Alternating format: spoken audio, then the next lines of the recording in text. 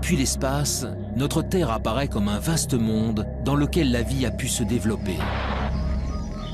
Aujourd'hui, sur la planète bleue, les océans et les continents sont peuplés par des millions d'espèces de plantes, d'animaux, de virus ou de bactéries, et par plus de 7 milliards d'êtres humains.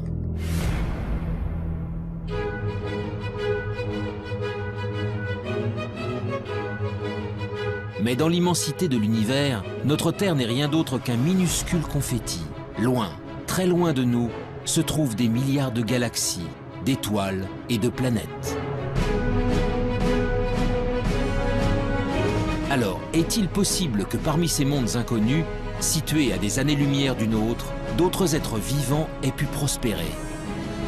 La vie sur Terre serait-elle une exception, le fruit d'un hasard unique et singulier?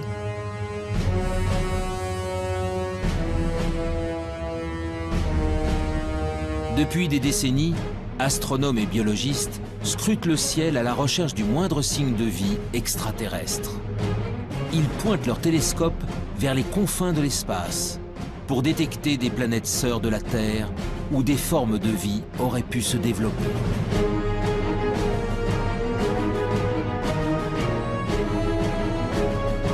Dans le monde entier, des hommes et des femmes tentent de résoudre enfin l'une des plus grandes énigmes de l'humanité. Sommes-nous seuls dans l'univers?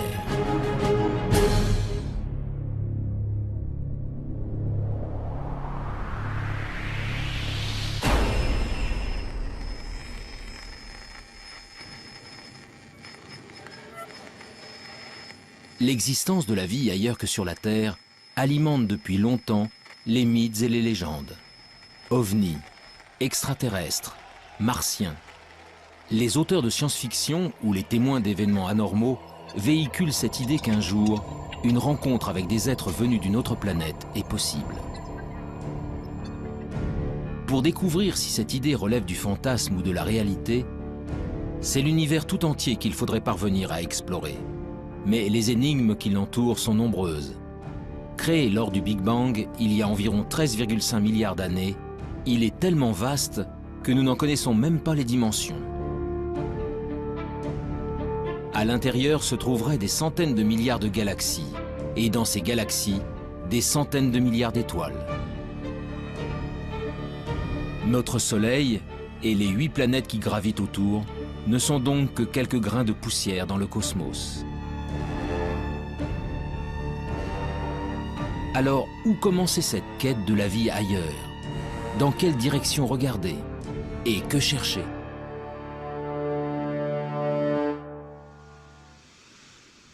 Il y a 50 ans, un ambitieux programme de recherche a tenté le premier de répondre à ces questions. Dans le nord de la Californie, au milieu des montagnes, des dizaines de paraboles pointent leurs antennes vers le ciel.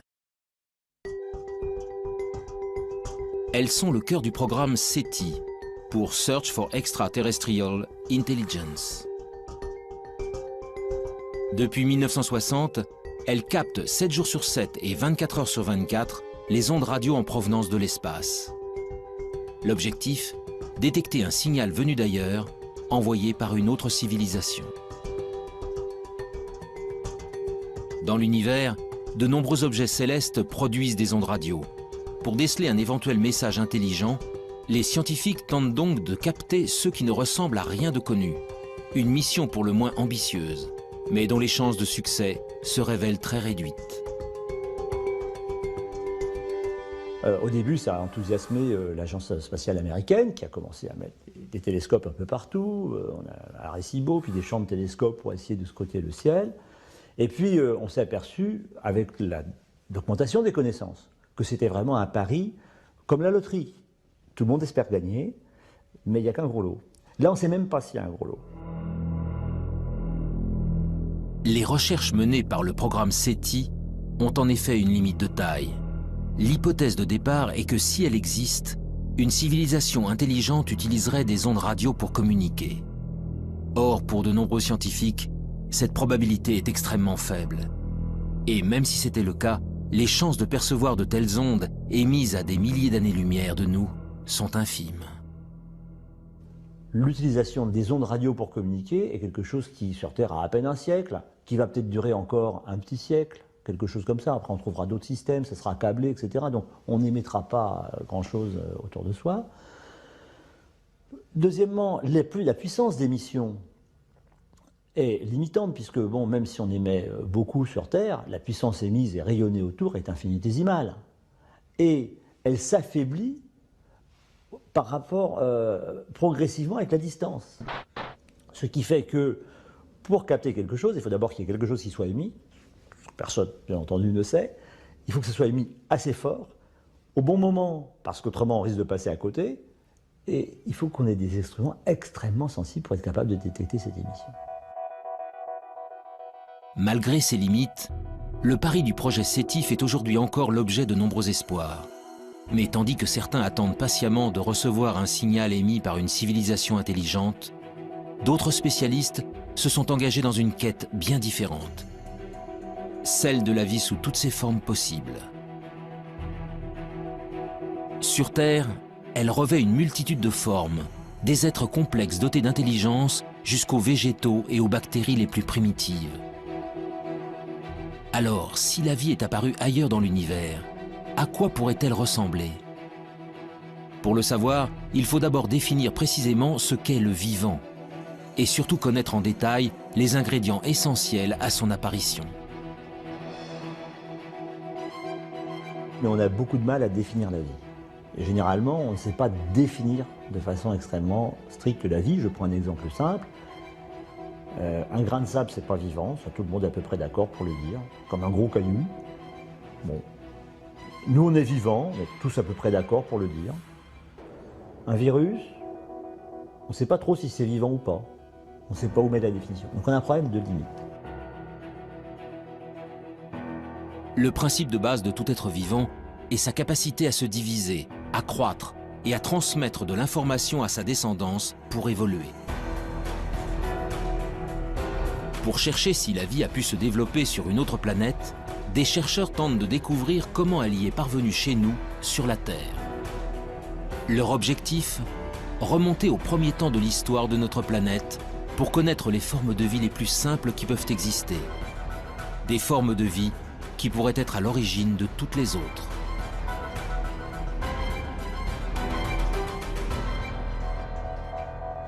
Nous sommes au Centre de biophysique moléculaire d'Orléans. Ici, la géologue Frances Westall et son équipe étudient d'étranges cailloux, des roches d'origine volcanique, vieilles de plusieurs milliards d'années. Dans les deux roches qu'on a ici, il y a une roche qui vient d'Australie. Elle est vieille de 3,5 milliards d'années et ce sont des cendres volcaniques qui ont été déposées en effet sur une plage.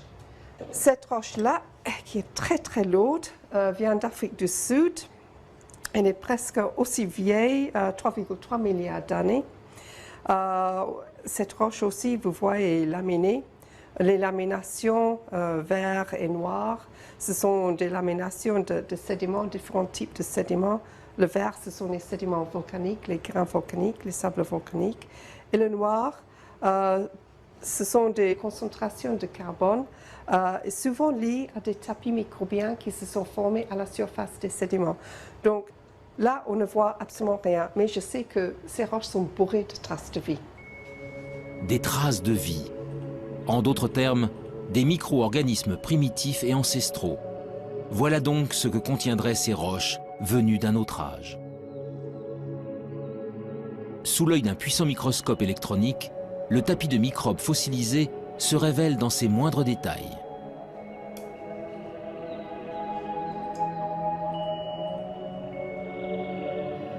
Oui, ici on voit tous les filaments qui ont formé la surface de ce tapis.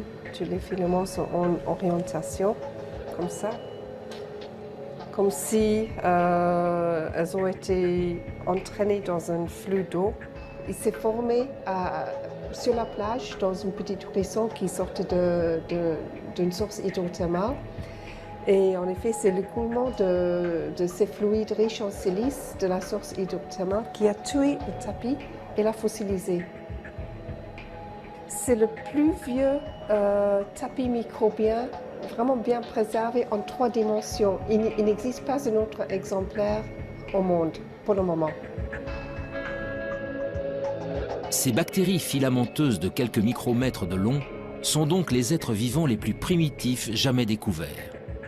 Des organismes simples, à partir desquels ont peut-être évolué les millions d'espèces qui peuplent aujourd'hui la Terre. Ailleurs dans l'univers, c'est aussi à ça que pourrait ressembler la vie. Mais pour espérer la découvrir, il faut répondre à une autre question essentielle. Comment ces microbes sont-ils apparus il y a 3,5 milliards d'années? En d'autres termes, comment, sur Terre, sommes-nous passés de matériaux inertes à des êtres animés d'un souffle de vie? On n'a pas les réponses sur Terre. Et je ne suis pas sûr qu'on puisse la trouver un jour sur Terre. Bien sûr, on la cherche. On cherche surtout à dire, est-ce qu'on a des chances de la trouver? Par des expériences de chimie de laboratoire ou par de la géologie en allant plus loin. Mais là, il y a un trou. Et donc ce trou-là, l'apparition de la vie, le passage de l'inerte au vivant, actuellement, on ne sait pas y répondre. Et c'est tout le thème de la recherche de l'exobiologie et de l'origine de la vie. L'instant décisif où la vie a fait son apparition pour la toute première fois restera longtemps encore un mystère. Mais depuis plusieurs décennies, les biologistes ont malgré tout avancé à pas de géant dans leur compréhension de l'émergence du vivant. Tout a commencé en 1953, avec une expérience inédite réalisée par Stanley Miller, un jeune chimiste de l'Université de Chicago.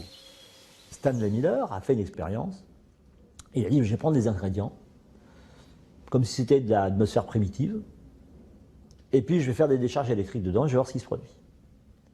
Et c'est comme ça qu'il a fait une des premières démonstrations, et la première démonstration historique, qu'à partir d'éléments simples, le gaz carbonique, CO2, l'eau, H2O, l'ammoniac, NH3, ou l'azote, N2, donc des éléments simples, communs, etc., avec des éclairs électriques, en refroidissant, on était capable de produire des molécules comme celles qui fabriquent la vie telle que nous la connaissons, des acides aminés.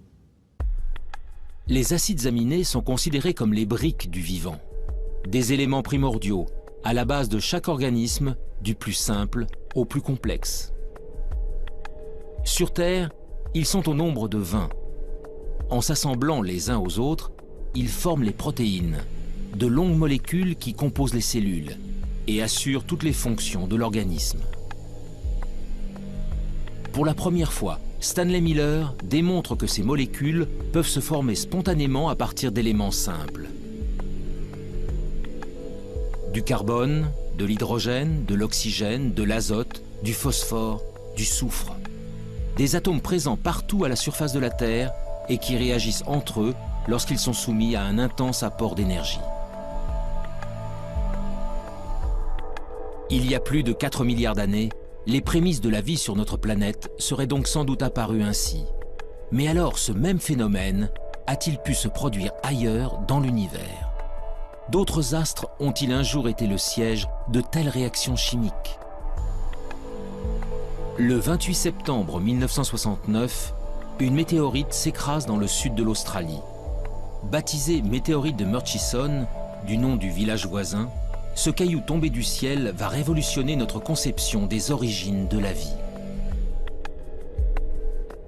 Dans la météorite de Murchison, on a trouvé 70 acides aminés différents. Donc on ne sait pas, ils ne sont pas terrestres. Ils ont été produits chimiquement quelque part. Des acides aminés semblent donc pouvoir être fabriqués ailleurs que sur Terre. Pour découvrir où dans l'univers de telles réactions chimiques auraient pu se produire, direction la région parisienne, au sein du prestigieux Institut d'astrophysique spatiale.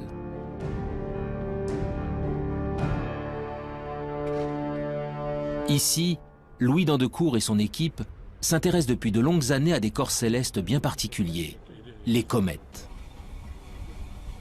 En ce qui concerne les comètes, eh bien disons, ce sont au moment de la formation des planètes, tout ne s'est pas formé en planètes, il est resté énormément de micro-planètes qui ne se sont pas complètement formées, qui se sont agrégées. Donc tous les grains qui sont des grains souvent de matière minérale, des grains de sable à la limite, se sont recouverts d'eau sous forme de glace, bien entendu, hein, c'est pas de l'eau liquide, et ces objets, quand ils se rapprochent près du Soleil, la glace fond, elle pousse les poussières qui se sont agglomérées au départ, et c'est ces poussières qui font qu'on voit une très belle queue sur les comètes. Ces agrégats de roches venus du fond des âges, Louis Dandecourt tente d'en reproduire la structure dans son laboratoire. Son objectif, savoir si, au cœur des astres glacés se cachent, comme sur certaines météorites, les briques essentielles à l'apparition de la vie. À l'intérieur de cette petite enceinte sous vide, le chercheur injecte un mélange de gaz identique à ceux présents sur les comètes. De la vapeur d'eau, du méthanol, de l'ammoniac, du monoxyde de carbone. Puis il fait descendre le thermomètre jusqu'à -196 degrés, soit précisément la température régnant dans le vide intersidéral, aux confins de notre système solaire. C'est ainsi qu'il reconstitue artificiellement de la glace cométaire. Pendant 2 semaines, le mélange est bombardé par des rayons UV. Un rayonnement puissant qui équivaut à l'intensité émise par la lumière des étoiles pendant 1 million d'années.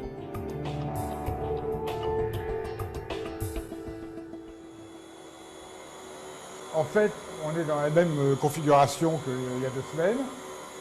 On a arrêté la lampe qui produit les photons et on est prêt maintenant à sortir l'échantillon qui se trouve toujours dans le cryostat.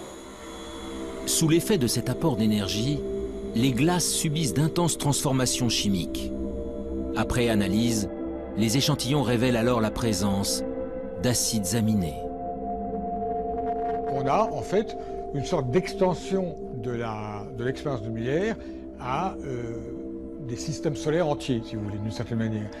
Eh bien, c'est quand même un très gros encouragement parce qu'on pourrait généraliser l'expérience de Miller à d'autres systèmes stellaires qu'on observe, en fait. On fait une expérience de Miller qui est valide à l'échelle cosmique. Les acides aminés, les briques fondamentales du vivant, se formeraient donc spontanément au cœur des comètes. Il y a bien longtemps, c'est peut-être même grâce à ces corps célestes que les premiers d'entre eux sont arrivés sur notre planète. Selon certains spécialistes, la vie sur Terre pourrait ainsi avoir une origine extraterrestre, une origine cométaire. Cette découverte est un grand pas dans la recherche de la vie ailleurs, car si les comètes ont pu ensemencer la Terre, elles ont peut-être également apporté des acides aminés sur d'autres planètes. Les premiers ingrédients indispensables à la vie pourraient donc se trouver n'importe où dans l'univers. Mais malgré tout, la présence d'acides aminés n'est pas forcément synonyme de vie. Alors les acides aminés sont encore des molécules un peu simples. Et quand vous prenez les acides aminés et que vous les raboutez bout à bout, si vous en mettez plusieurs centaines, vous commencez à avoir des petites protéines. Donc on peut essayer de comprendre ce qui se passe pour fabriquer des molécules de plus en plus complexes, molécules qui seraient capables de s'auto-reproduire à un moment, ce qu'on appelle de l'autoréplication, et puis finalement de s'auto-organiser et donc de créer par exemple des longues chaînes moléculaires qui sont à la base du vivant. Pour évoluer vers la vie, les briques élémentaires doivent donc s'assembler, s'organiser et acquérir la capacité de se multiplier. Or, de telles réactions ne peuvent se produire que dans des conditions très précises. Les conditions d'apparition de la vie, il faut les ingrédients de base, donc carbone, hydrogène, oxygène, azote, phosphore, soufre, et encore toute une ribambelle de produits dans très petites quantités. Il faut un milieu dans lequel cela puisse se produire. En clair, c'est la chimie dans un milieu liquide, et le milieu liquide naturel, c'est l'eau. Donc il faut qu'il y ait de l'eau. Et pour que ces réactions puissent se produire et s'entretenir, il faut qu'il y ait des sources d'énergie. C'est de la chaleur, des éclairs, qui transmettent de l'énergie à des nouvelles molécules. Ils sont capables donc de générer des nouvelles molécules de plus en plus complexes. De l'eau, de l'énergie et des ingrédients de base capables de former des molécules complexes comme les acides aminés. Voilà donc les éléments essentiels à l'émergence du vivant. Grâce aux comètes, les acides aminés peuvent potentiellement se trouver sur n'importe quel astre rocheux. Le Soleil et les milliards d'étoiles de l'univers apportent quant à eux de l'énergie en grande quantité à toutes les planètes. L'eau, en revanche, l'eau sous forme liquide, est une ressource extrêmement rare. Partir en quête de la vie extraterrestre revient donc à chercher les endroits où de l'eau pourrait exister. Des endroits que les scientifiques ont baptisés les zones d'habitabilité. Où est-ce qu'on peut trouver ça? Dans quelle région autour d'un soleil on peut trouver ces conditions? Alors, pour simplifier, la zone habitable, c'est si je prenais la Terre et que je sois capable de la déplacer plus ou moins près de son soleil, il y a un moment où ça va chauffer beaucoup quand je m'en rapproche, hein, il y aura une telle chaleur en surface que l'eau ne pourra exister que sous forme de vapeur. Il n'y aura plus de liquide. Si je m'éloigne, il va faire de plus en plus froid parce que je reçois de moins en moins d'énergie. Toute l'eau va se condenser, va devenir glacée. Donc je sortirai de la zone habitable. Donc ça me définit une zone habitable. Pour que de l'eau liquide subsiste à la surface d'une planète, celle-ci doit donc se trouver à la bonne distance de son étoile, ni trop loin, ni trop près. Dans notre système solaire, seule la Terre se trouve au cœur de la zone d'habitabilité. Mais pour de nombreux spécialistes, l'une de nos voisines pourrait, elle aussi, avoir abrité de l'eau dans le passé. Il s'agit de la planète Mars.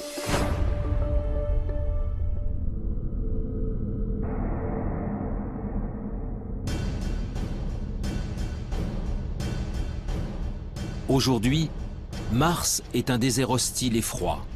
À sa surface, une atmosphère toxique et un désert rouge battu par des vents violents. Mais en se rapprochant, les traces d'un passé bien différent se révèlent. Des fleuves asséchés, des canyons, des deltas. Autant d'indices démontrant qu'autrefois, l'eau coulait à flot sur la planète rouge. Mars est en réalité à l'extrême limite de la zone habitable de notre Soleil. Il y a plusieurs centaines de millions d'années, elle était ainsi recouverte d'un vaste océan. Alors, cette eau aurait-elle permis à une vie extraterrestre de s'y développer? Et si oui, des organismes vivants ou fossilisés subsistent-ils encore quelque part? Depuis quelques décennies, la planète Mars fait l'objet de toutes les attentions. Américains, Russes, Européens y ont déjà envoyé près de 50 missions pour en percer les mystères. La dernière en date s'appelle Curiosity.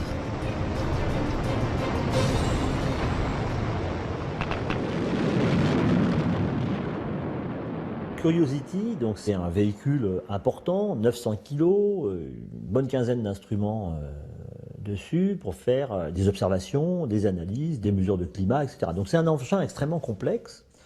L'objectif premier de Curiosity, c'est de déterminer les conditions qui ont pu exister lorsque le cratère dans lequel il est tombé a été formé, et depuis qu'il a été formé. Donc c'est un peu déterminer les conditions d'habitabilité. Est-ce que la planète a connu une période humide? Est-ce qu'elle a duré assez longtemps? Et qu'est-ce que ça a produit au niveau de la géologie? Le rover Curiosity est commandé à distance par des équipes de la NASA en Californie. Mais en France, toutes les nuits, des scientifiques travaillent en temps réel avec leurs homologues américains. Nous sommes au Centre national d'études spatiales de Toulouse. Éric Lorigny est le responsable du FIMOC, le French Instrument Mars Operation Center. Dans la salle de contrôle, vaste cœur opérationnel, il dirige avec son équipe le fonctionnement de 2 instruments embarqués sur Curiosity. Leurs noms, SAM et ChemCam.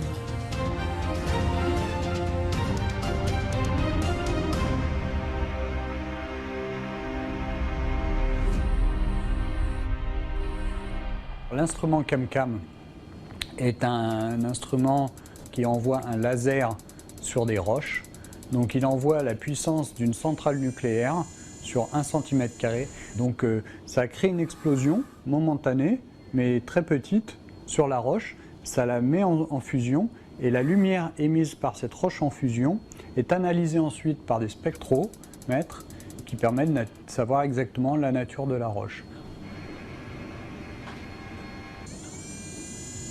L'instrument SAM, il analyse, donc il récupère des échantillons et il peut analyser soit de l'atmosphère, soit des échantillons solides et après déterminer là très finement la nature exacte de ce qu'il y a à l'intérieur de ces roches ou de cette atmosphère.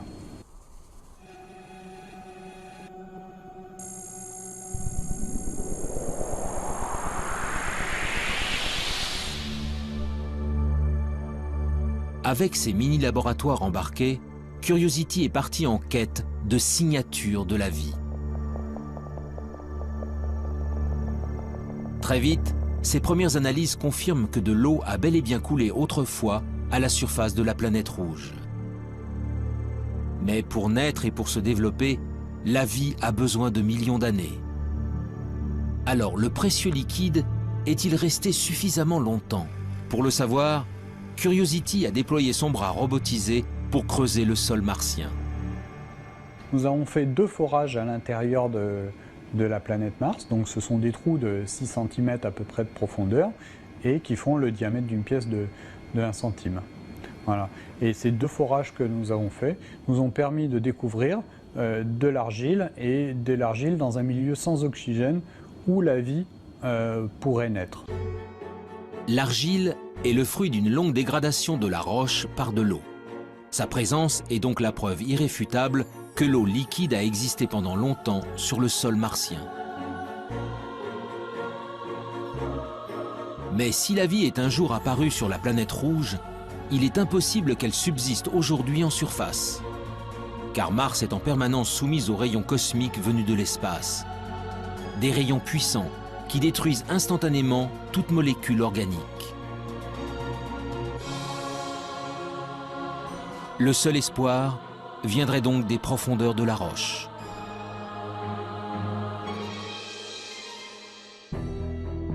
Le 8 février 2013, à quelques centimètres sous la surface, Curiosity a mis en évidence la présence d'un monde plus hospitalier. Des roches gris-vert, non oxydées, bien à l'abri des rayonnements nocifs. Pour l'heure, le rover n'y a décelé aucune trace de vie, ni même d'acides aminés. Mais ces premiers indices ont encouragé les scientifiques à poursuivre leur quête. Bientôt, un nouveau robot encore plus performant prendra la relève de Curiosity. Son nom, ExoMars. Développé par l'Agence spatiale européenne, son lancement en direction de Mars est prévu pour 2018. Mais cela fait déjà 10 ans que les chercheurs du Centre d'études spatiales de Toulouse travaillent à la fabrication de ce rover à la pointe de la technologie. Le planétologue Pierre-William Bousquet est à la tête des opérations. On considère que la vie, si elle existe encore dans le sous-sol, doit être au moins enfouie à 1 mètre, 1,50 mètre. Donc Curiosity, sa foreuse ne permet pas d'aller aussi profondément. Et de ce point de vue-là, il faudra attendre la mission ExoMars, qui est équipée d'une foreuse qui sera capable de creuser jusqu'à 2 mètres de profondeur pour trouver des formes de vie fossiles qui seraient mieux conservées et éventuellement trouver des formes de vie au présent s'il en existe encore. Cette foreuse permettra à ExoMars d'effectuer des prélèvements réguliers à une profondeur jamais atteinte. Grâce à une batterie d'instruments embarqués, il analysera ensuite les échantillons, en quête du moindre indice de vie actuel ou fossilisé. En attendant que la planète rouge ne livre tous ses secrets, la recherche de la vie extraterrestre continue ailleurs dans le système solaire.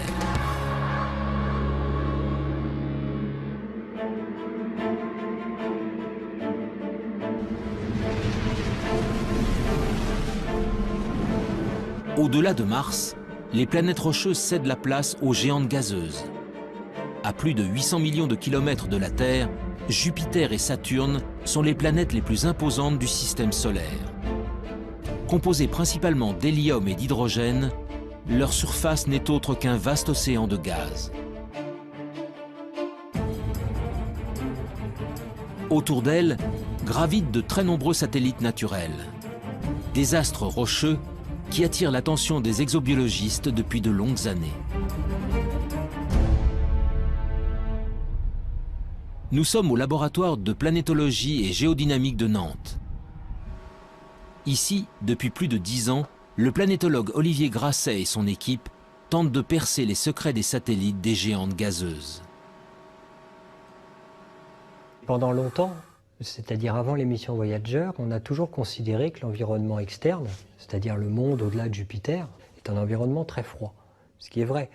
Et très froid, c'est vraiment très froid, c'est-à-dire qu'à Jupiter, il fait à peu près moins 120 degrés Celsius, et au niveau de Saturne, on est plutôt aux alentours de moins 150, presque jusqu'à moins 180, enfin bon, ça commence à être vraiment très très froid. Et il est bien entendu que l'eau n'existe pas sous forme liquide. À la surface des lunes, au niveau des planètes, il n'y a pas d'eau liquide disponible comme on l'imagine sur Terre. Mais ce qui est vrai en surface n'est pas vrai en profondeur. Loin, bien loin du Soleil, les satellites des géantes gazeuses sont pour la plupart recouverts d'une épaisse couche de glace. Mais en 1979, la sonde Voyager 1 découvre Europe, la 6e lune de Jupiter. Les clichés révèlent alors une surface extrêmement lisse, la plus lisse de tout le système solaire, parcourue par de mystérieuses lignes sombres. 15 ans plus tard, la mission américaine Galileo livre des photos en haute résolution et vient approfondir ses observations. Une façon assez simple de l'expliquer, c'est quand on a des poches liquides en dessous.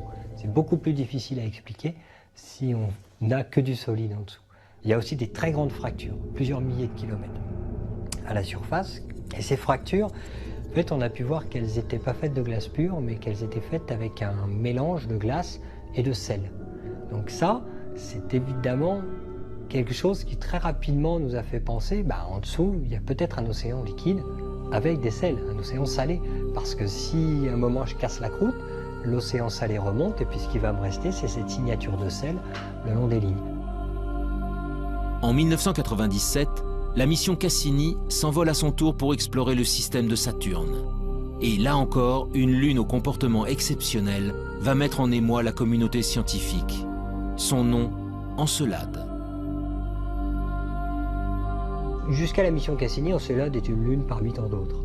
Jusqu'au jour où Cassini survole la Lune et se rend compte qu'il y a un geyser, alors là un geyser géant, qui existe au niveau du pôle sud et qui évacue en permanence de l'eau liquide dans l'espace. Et Cassini est passé au travers de ce geyser et a démontré que c'était bien de l'eau, enfin qu'il y avait d'autres constituants, mais principalement de l'eau, ce qui nous a permis d'affirmer qu'il y avait une poche liquide sous la glace au niveau du pôle sud. Encelade, tout comme Europe, mais aussi d'autres lunes appelées Callisto et Ganymède, posséderaient donc de profonds océans.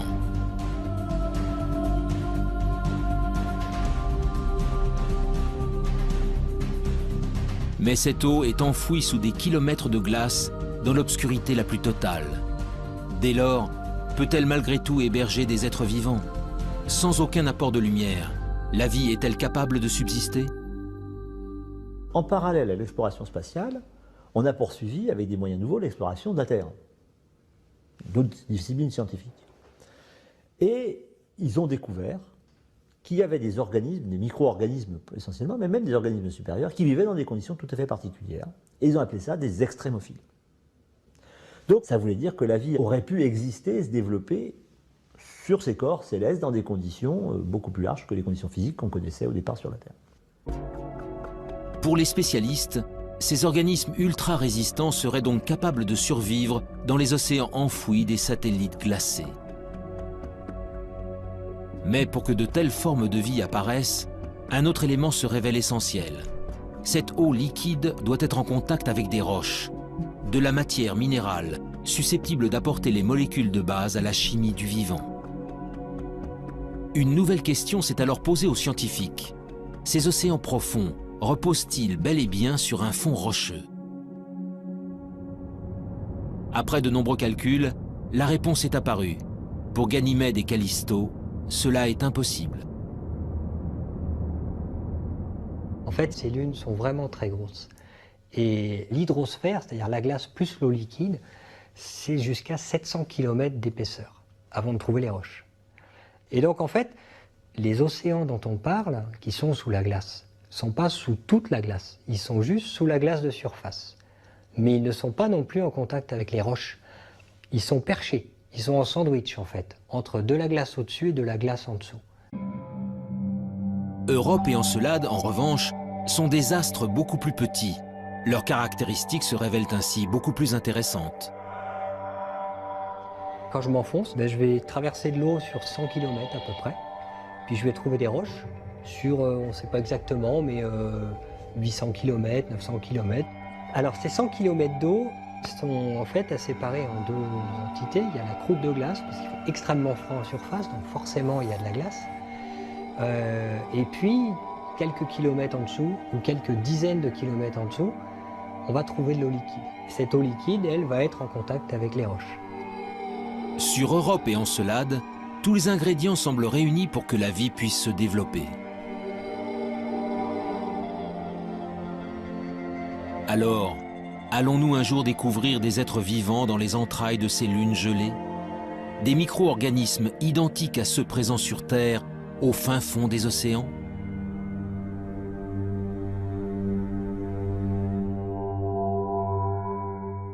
Alors les exobiologistes, il y en a déjà qui sont prêts à aller creuser un trou et à lancer la pêche à la ligne ou au filet pour ramasser une sirène. Hein. Ça, bon. Mais bon, on ne va pas lancer tout de suite le pêcheur. Hein. Pour deux raisons. La première, c'est qu'on va confirmer l'océan, on va essayer de le caractériser. Et puis, le trou, il faut quand même percer profond parce qu'on ne sait pas s'il y a entre 5, 10, 18, 20, 100 km d'épaisseur de glace. Sur Terre, l'épaisseur de glace la plus grosse qu'on connaisse, c'est 3 km au pôle sud. Bon, donc 100 km de glace, même 10 km de glace, ça fait beaucoup à trouver quand même. Puis dessous, il y a un petit océan qui fait 10, 20, 100, 1000 km de profondeur. Et c'est pas facile d'y aller. Donc avant d'aller analyser sous de la glace, on a le temps. D'autres missions d'observation seront lancées dans les prochaines décennies pour mieux connaître les satellites de Jupiter et de Saturne. Ce n'est qu'après que l'homme ira y creuser pour découvrir enfin si nous sommes vraiment seuls dans le système solaire.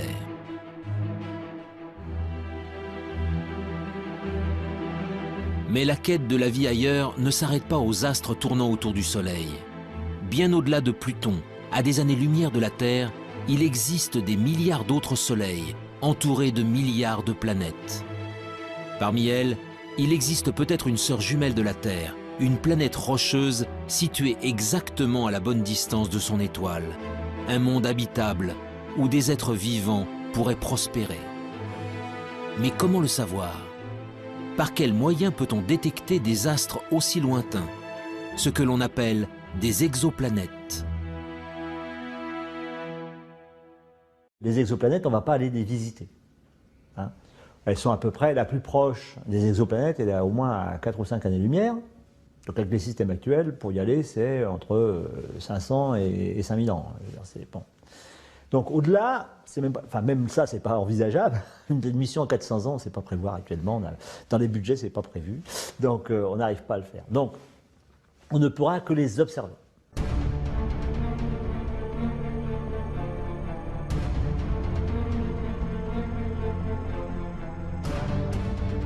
Depuis plus de 10 ans, les astronomes du monde entier pointent donc leurs télescopes vers les confins de la galaxie. La traque des exoplanètes est aujourd'hui l'un des domaines majeurs de l'exobiologie.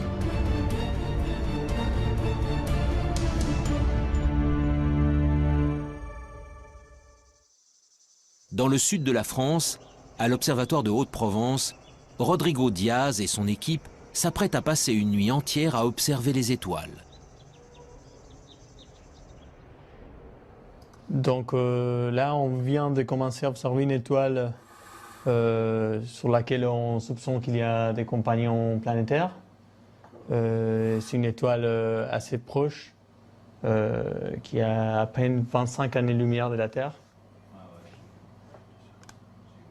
La recherche d'exoplanètes est un travail de longue haleine. À de telles distances, noyées dans le halo de lumière émis par leur étoile, elles sont en effet parfaitement invisibles. Elles ne peuvent donc être détectées que de manière indirecte. Avec leur télescope, les scientifiques tentent en fait de percevoir les infimes oscillations d'une étoile générées par la présence d'une planète en orbite.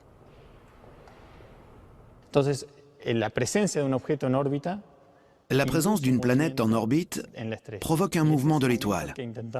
Et c'est ce mouvement que nous essayons de détecter avec ces instruments.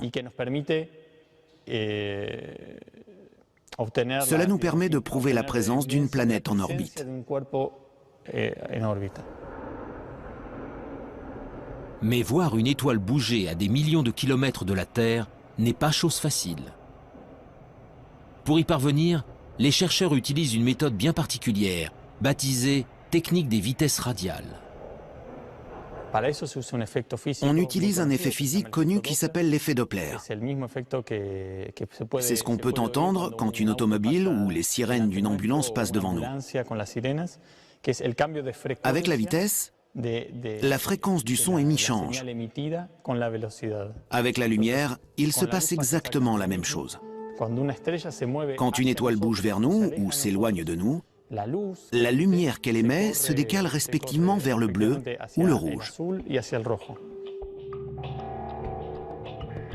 Au fil des jours, une étoile entourée d'une exoplanète va donc successivement apparaître bleue, puis rouge, sur les écrans d'ordinateur.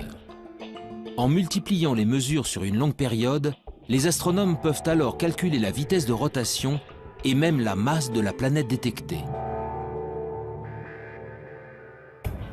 Mais toutes ces informations ne permettent pas de répondre à la question essentielle. L'exoplanète est-elle similaire à la Terre? En d'autres termes, s'agit-il d'une planète rocheuse dont l'orbite se trouve dans la zone d'habitabilité de son étoile?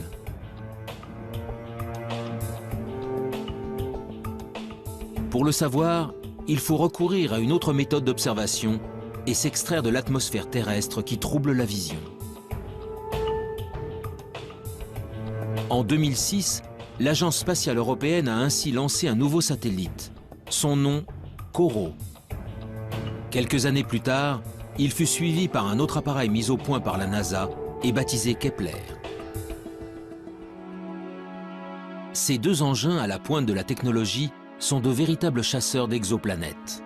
Les yeux rivés vers l'espace, ils scrutent simultanément des dizaines de milliers d'étoiles.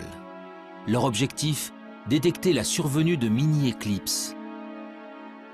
Des éclipses causées par le passage d'une planète juste devant son étoile, que les scientifiques appellent des transits.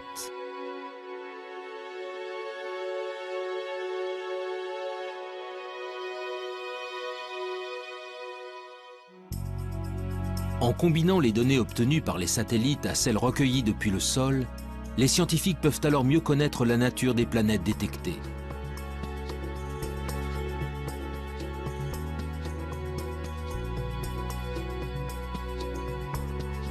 Et après seulement 20 années de recherche à l'échelle internationale, la moisson se révèle spectaculaire.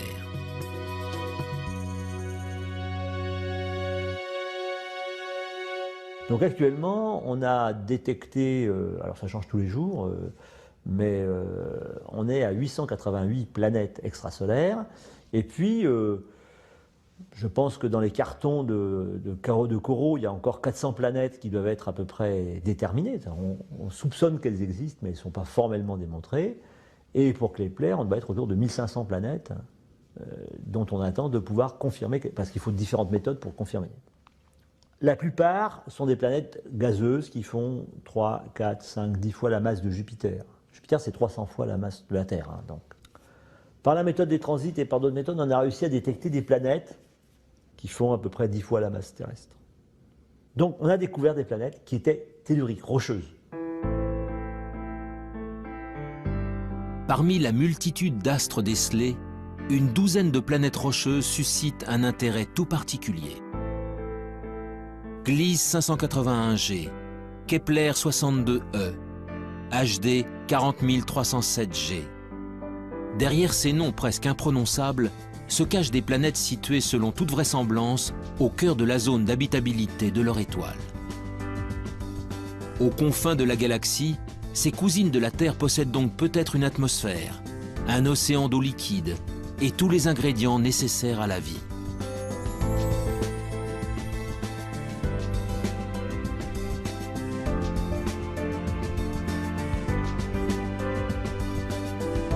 Mais dans sa quête d'autres mondes, l'homme se trouve sans cesse confronté à l'immensité de l'espace. En effet, comment savoir si l'une d'elles héberge effectivement des êtres vivants?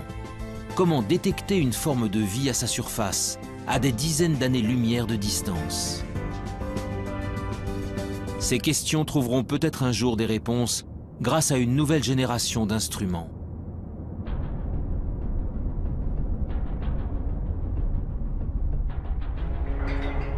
Depuis plusieurs années, l'Agence spatiale européenne s'est lancée dans la construction d'un télescope hors du commun. Son nom, l'EELT, pour European Extremely Large Telescope.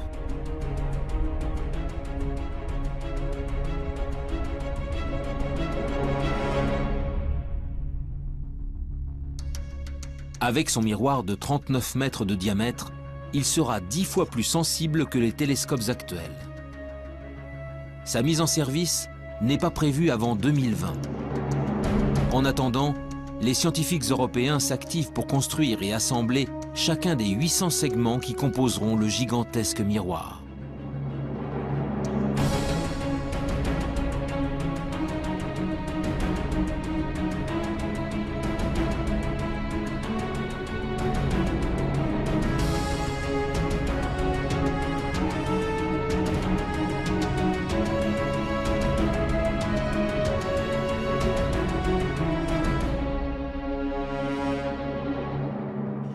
À Marseille, Jean-Gabriel Cuby est le responsable scientifique des opérations pour la partie française. Ce que l'on vise avec l'ELT, c'est réellement de faire une image directe de la planète et donc de la séparer de son étoile. Bien évidemment, l'étoile autour de laquelle la planète gravite est des millions ou des milliards de fois plus lumineuse que la planète. Et donc, la difficulté de la technique consiste à isoler le mieux possible la lumière qui vient de l'étoile de manière à pouvoir distinguer la planète. Donc c'est ce qu'on appelle l'imagerie directe. La quête ultime est d'arriver un jour à réaliser des images de planètes relativement semblables à la Terre, en tout cas de même taille, et on espère également pouvoir donc caractériser les atmosphères de ces planètes. Dans sa chasse aux planètes sœurs de la Terre, l'EELT sera appuyé par un autre projet tout aussi ambitieux, le James Webb Space Telescope, développé par la NASA. Lui ne scrutera pas le ciel depuis le sol, mais depuis les confins du système solaire, à 1,5 million de kilomètres de la Terre.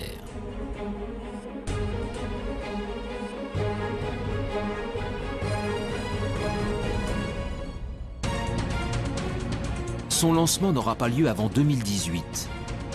Mais déjà, les spécialistes s'enthousiasment devant le pouvoir offert par ce géant du ciel. C'est notamment le cas de Pierre-Olivier Lagage, responsable du service d'astrophysique du commissariat à l'énergie atomique. Grâce à un grand télescope, on peut aller voir ce qui se passe vraiment tout près d'étoiles dans son proche environnement, notamment regarder leur atmosphère, voir quelle est la composition chimique. On pourra même voir s'il y a des vents dans ces atmosphères d'exoplanètes. Alors évidemment, on commencera par les plus grosses, les géantes, plus faciles à observer, mais aussi on essaiera d'observer les atmosphères de super-Terre, et si jamais on a de la chance, eh bien, on cherchera des signatures biologiques dans ces atmosphères, type ozone, oxygène. Les signatures biologiques sont des gaz ne pouvant être produits que par des êtres vivants. L'ozone et l'oxygène, par exemple, appartiennent à cette catégorie. Si un jour le James Webb Space Telescope ou l'EELT parviennent à en détecter, si leurs observations sont confirmées et irréfutables, alors nous pourrons enfin dire que nous ne sommes pas seuls dans l'univers.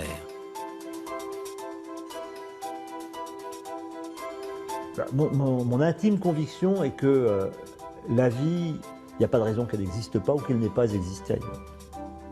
Les mêmes ingrédients existent partout, on trouve des acides aminés, des molécules dans les nuages interstellaires partout, etc. Donc il n'y a pas de raison, il y a des planètes dans tous les coins de la galaxie, il y a des milliards de galaxies, il n'y a pas de raison qu'elle n'existe pas quelque part. Je crois qu'il y a beaucoup de possibilités et qu'une réponse au moins préliminaire à cette question, à la question de savoir si nous sommes seuls dans l'univers, peut être donnée dans un temps relativement court, c'est-à-dire 20 ou 30 ans. Des problèmes majeurs sur lesquels on va tomber dans les 20 prochaines années. Après, la science évoluera d'elle-même, je veux dire. Mais c'est quand même la possibilité de reconnaître de la vie. Et ça, c'est vraiment très difficile parce que rien ne dit qu'on soit capable de reconnaître une vie qui soit trop différente de la nôtre. Après, bon, si on trouve des êtres communicants, ça sera une autre histoire, évidemment. Mais je pense pas qu'on les trouvera, ceux-là. Si on les trouve, c'est qu'ils seront venus à nous. Ils seraient venus à nous. Après des décennies de recherche, la quête de la vie ailleurs est encore loin d'être terminée. Animés par leurs convictions sans faille, les scientifiques continuent de scruter le ciel, encore et encore. Un jour, quelque part dans l'immensité de l'espace, d'autres êtres vivants seront peut-être enfin découverts. Si cela arrive, la Terre, notre Terre, ne serait alors plus un joyau solitaire, mais une planète parmi d'autres abritant la vie dans l'univers.